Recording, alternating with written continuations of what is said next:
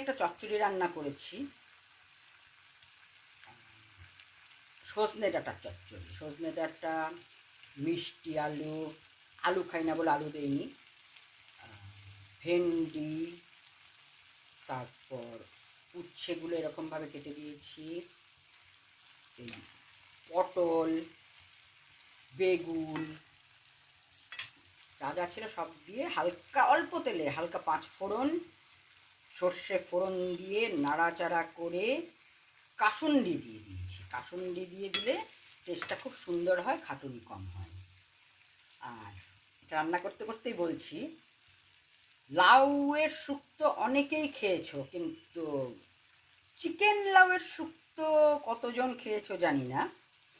আমি ওটা একটা গোজামিলের রান্না, প্রায় 1 মাস তো হবেই। একজন লাউ দিয়ে গিয়েছিল, দুটো ছোট ছোট লাউ।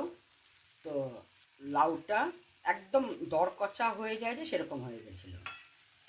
তো আমি কোনো কিছুই ফেলে দিই না, ওগুলোকেও কেটে কুটে পরিষ্কার করে নিয়ে রান্না করলাম, যেমন শুক্তো রান্না করে সেইভাবে করে নিয়ে মুখে দিয়ে দেখলাম খাওয়া যাচ্ছে না, মানে কোনো টেস্টই নেই। তো আমি চিকেন স্টু করেছিলাম সেদিন।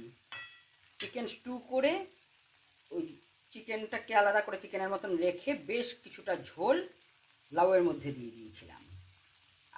তারপর দেখলাম খেতে অসাধারণ হয়েছিল। লাউয়ের টেস্টটা একটু পাল্টানোর জন্য একটা শশা কুচি দিয়ে দিয়েছিলাম,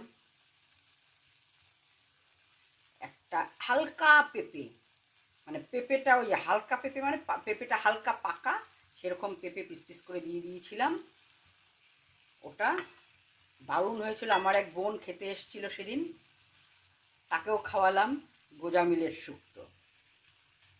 বাড়িতে ওরকম সব কিছু থাকলে পরে একবার করে দেখতে পারো, দারুণ টেস্ট হয়।